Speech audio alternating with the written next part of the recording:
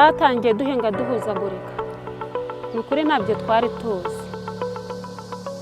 ubwo nkajya mpinga ibintu bikanga nkahinga ibintu bikanga twakoraga mbese buri wese uko abyumva kuko ntago twumva turi abahinzi bahinga bya kinyamwuga. When STARS launched in 2017, many farmers in Rwanda struggled to have access to finance, leaving them unable to invest in their agricultural activities.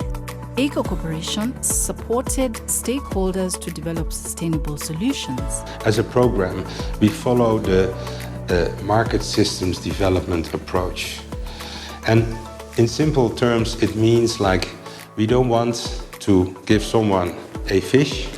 We also don't want to give someone a fishing rod, because eventually when that fishing rod breaks, the person is still not helped. But what we want is to create a market where fishing equipment is provided so that any fisher can buy at any point a new fishing rod. And then you have created a sustainable change. It's a program targeting smallholders, farmers. And it has three main pillars basing on the challenges faced by smallholders. One, farmers have been struggling to have access to finance. This program is developing products that are targeting smallholders, farmers. This is one. The second pillar, farmers are in agriculture. We need really to develop properly the value chain. In this STARS program in Rwanda, we selected two value chains, maize and rice. And the third pillar is learning and monitoring. STARS supported microfinance institutions to develop tailor-made loan products for farmers based on their specific crop and value chains. Kwa STARS rero habayeho development ya new products muri agriculture ziri generic zigendere kuri value chain. Hanyuma izo tumaze kuzikora nibwo twatangiye gutanga inguzanyo, umuhinzi akagenda agahinga none akazana amafaranga ari uko amaze gusarura. Muri hinga habamo nyine product ebyiri, hari yitwa hinga no kuvuga ngo nayo tubaha nyine kugura ibikoresho.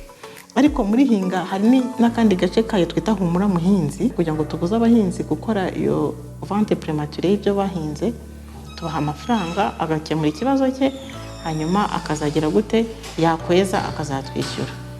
None hari n'izindi nguzanyo tujya dutanga ya post harvest bamaze gusarura noneho batarabona isoko. Iyo product yaje navuga ngo ni iyo kuguriza amatsinda, abantu mu matsinda. Ukaguriza abantu mu matsinda nta ngwate baguhaye, kandi noneho ukabaguriza bakazishyura ari uko bejeje banagurishije.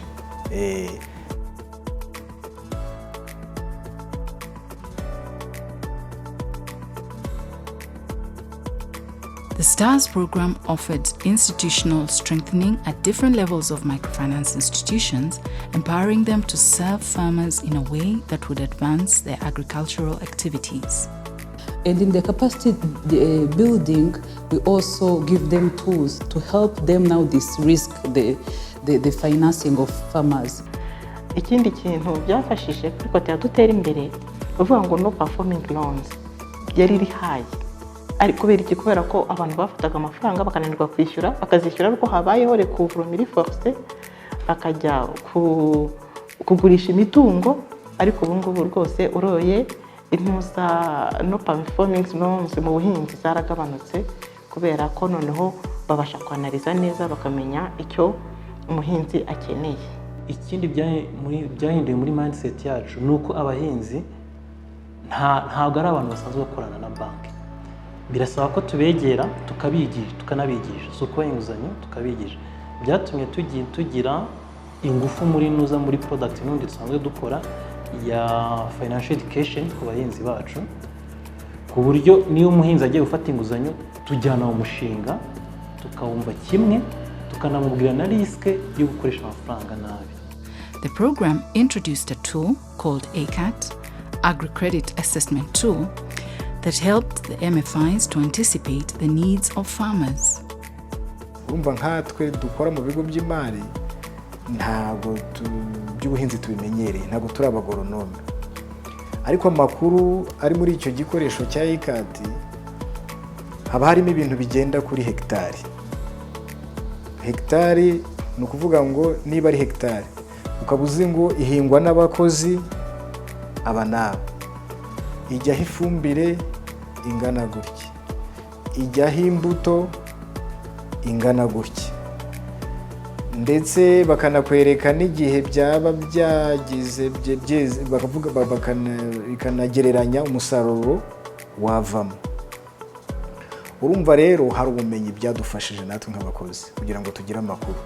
Ariko tumaze kubona iyi uti ya ikati yo yaganishaga cyane ku buhinzi bw'umwuga, buganisha ku bucuruzi. The result was a drastic change in how MFIs were performing in their business and how they worked with smallholder farmers. Aho dutangiye gukorana na Star program, inguzanyo zazamutseho ku kigereranyo cya 64% mu mibare mperuka y'unoze y'umwaka ushize. Zarazamutse cyane kuko ubu unuza last month twari dufite 2 billion point 7. Mu gihe dutangira gukora nabo twari dufite around hagati ya nuza 1 billion point 1 or point 3. Zarazamutse cyane na saving nazo zirazamuka cyane, ariko ntabwo saving zizamuka ku rugero rwa loans zirazamuka cyane kuruta saving. Hanyuma ikindi cyabayeho mu dutangira gukora na program Star nuko nuza NPR urayumva, non performing loan ratio yaramanutse. Mbere yari kuri ya variety hagati ya 6 n'8, ariko aho dutangiye gukorana nabo variety hagati ya 4 n'ibice 5 na 2 yaramanutse. Ni ukuvuga non performing loan ratio ni ratio y'abantu y'abakira bishyura nabi cyangwa se bishyura batinze. Iyo yamanutse kubera iki? Kubera yanuza ya za right product twashyizeho, right policy for agriculture.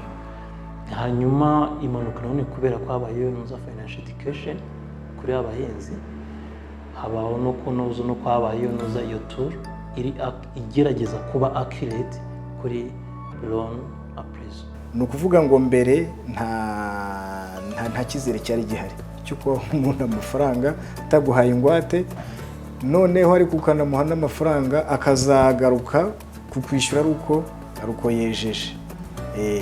Urumva icyatumye urumva iyo product y'igihingwa cy'ibigori biciye mu matsinda, projet Star niyo yadufashijemo tugakoresha n'iyo kauti ka soft nababwiye ka ikati.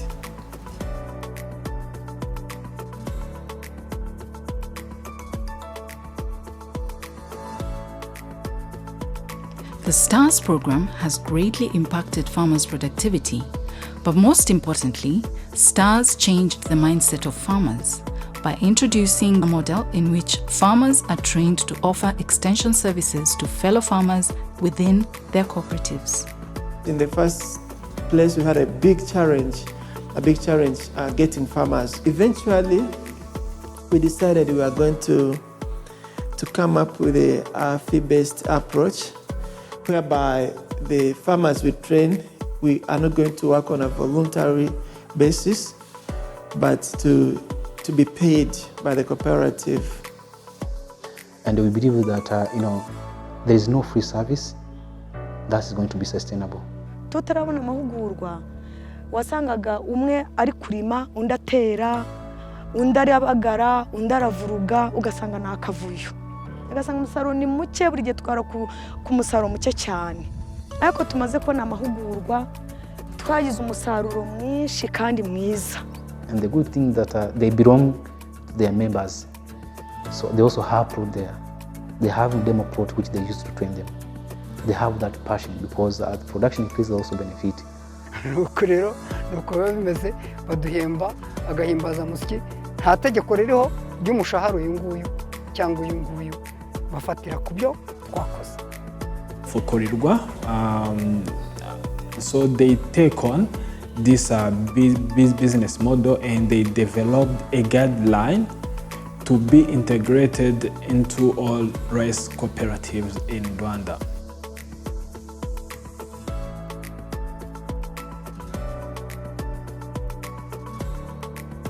We came up with the bring on board private seed multiplier, especially on the basic seed productions. We also supported the contractual agreement between the seed multiplier, rice seed multiplier, and the rice farmers. And that means that at least every farmer, he knows where we source seed from. And that brings the issue of a business aspect, which makes seed production more sustainable. Ubwo rero iyo shene yose ikamanuka iva ku ruganda ikagera ku muhinzi, umuhinzi nawe akavugana n'umutubuzi w'imbuto, noneho bakabasha gutubura ya mbuto izakenerwa ku isoko ry'ibiribwa. The program set out to strengthen the final weak link, the lack of reliable buyers for the increased production. Bahinga bakureba bazi ko bazabona isoko, natwe tuzabona isoko ryo kugurisha uwo musaruro kuko tuba twumvikanye ku mbuto. Noneho umusaruro wacu kubera twamaje kuba nk'abanyamwuga baduhuje n'amasoko manini harimo AF. Cooperative Foods is producing baby food. So normally we buy grade 1 maize. When we started 2017, the rejection rate was at 90%. And within that journey, the process, we had to reduce it, and now it's at least at around 5%.